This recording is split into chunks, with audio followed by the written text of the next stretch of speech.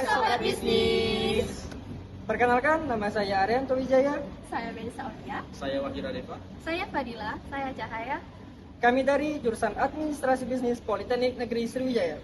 Dalam video ini, kami akan mengajak kalian semua untuk mengenal dan mengetahui lebih banyak informasi mengenai dunia bisnis dan industri perkafian.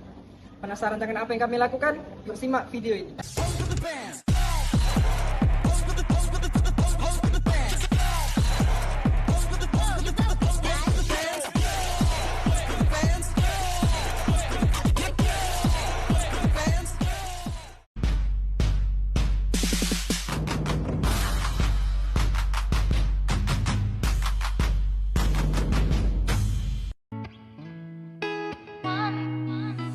I can tell you want me. Turn it up, turn it up. I can show you how. Take it out, take it out. I can tell you want me. Turn it up, turn it up. I can show you how. Take it out, take it out.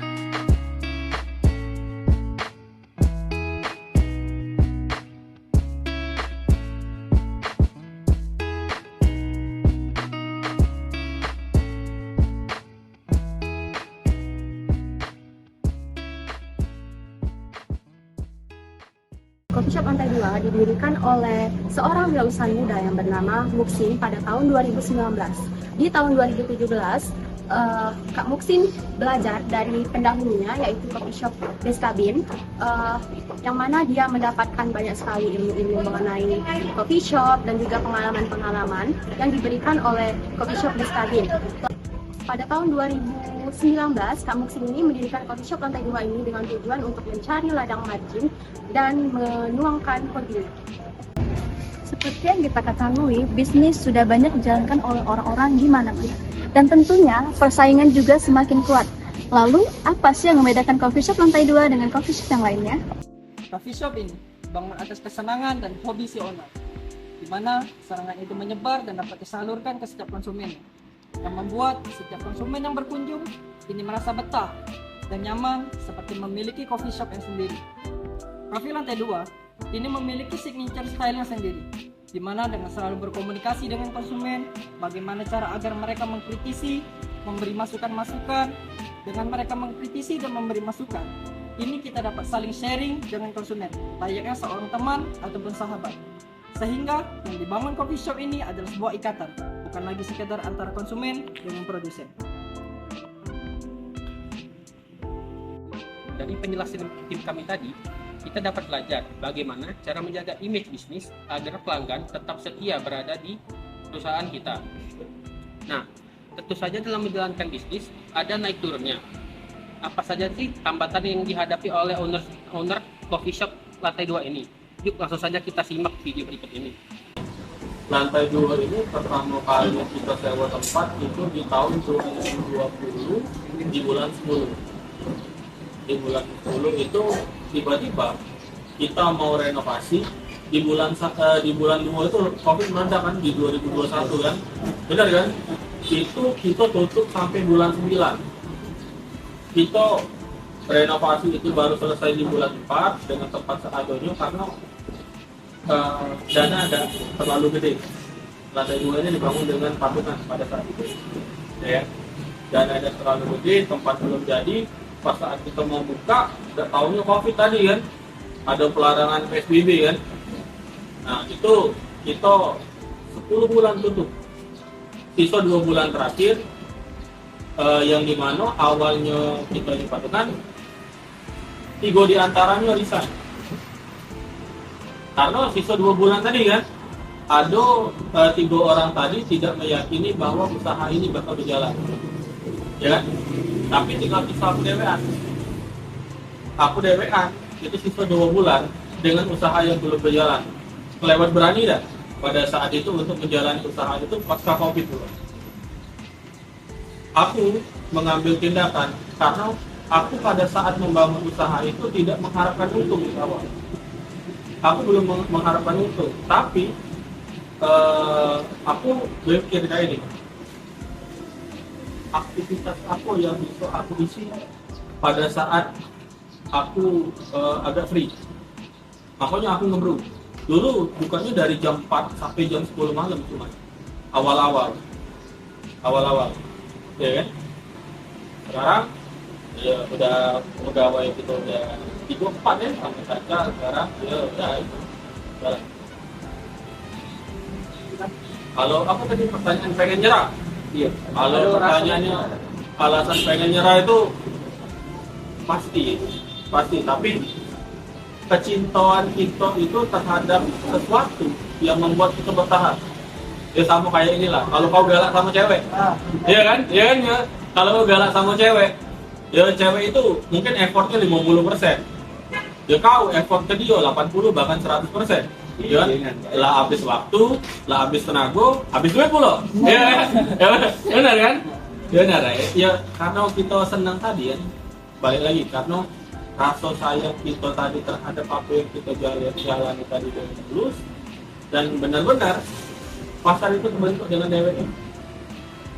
Intinya konsisten di situ. Kita udah tahu nih awal mula pendirian coffee shop lantai 2 ini. Sekarang kita akan mereview produk dan menu apa aja yang tersedia dan bagaimana target market dari usaha coffee shop ini. Oh, boleh. Jadi kayak gini. Kalau kita bilang marketnya affordable atau enggak, gitu kan?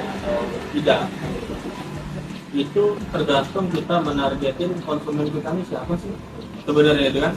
Begitu kita menargetin konsumen kita Gen Z, ibarat kata Gen Z itu kan yang sifatnya FOMO, benar kan? Tempatnya FOMO atau rame, mereka bakal datang di situ dan menetap. Bahkan mereka menetap itu bukan selamanya tapi pasti mendatang kan? Pindah lagi ada tempat baru pindah lagi. Tapi kita membuat pasar di lantai 2 itu dengan akumulasi yang kita targetin itu 22 tahun sampai 35 tahun. Yang dimana 22 tahun sampai 35 tahun itu menurut aku itu mereka mempunyai nilai beli lebih baik daripada Gen Z. Karena apa? Setidak-tidaknya mereka punya income walaupun tidak besar. Dan mereka itu bakal jadi konsumen tetap di TikTok. Rata-rata yang datang ke sini kayak itu. Jadi sales, para pekerja gitu kan, terus apa ya, orang-orang yang transit balik gawe kayak itu.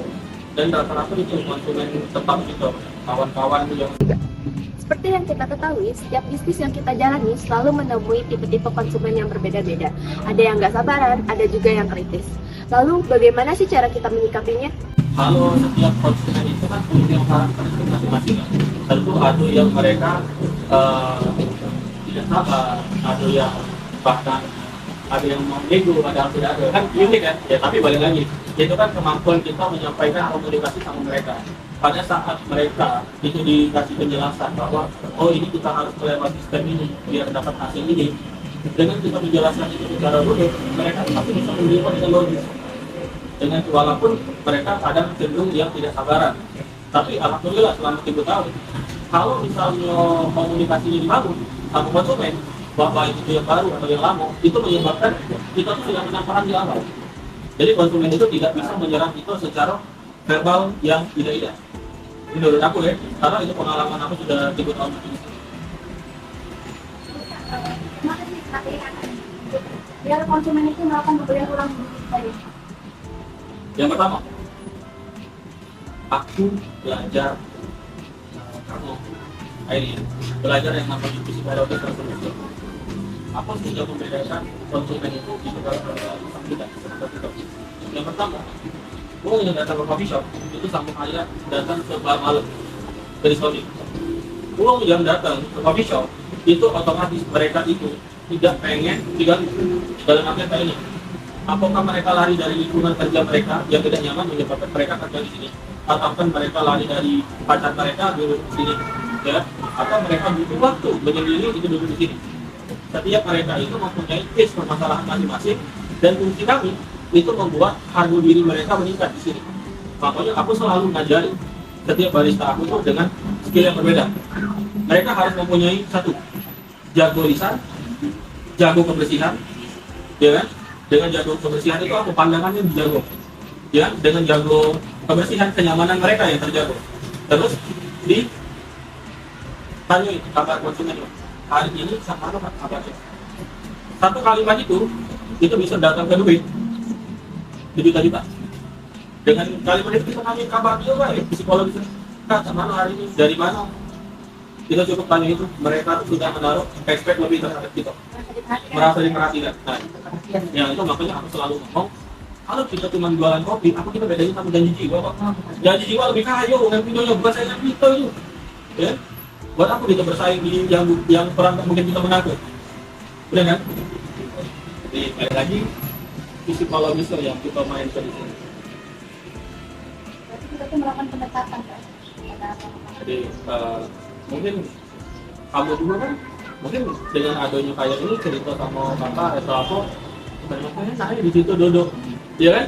Walaupun tempatnya kayak itu udah keren, udah fancy kan, ibarat kata, tapi ada kenyamanan. Nah, itulah yang konsumen ini dapat di sini gara-gara mereka nyaman.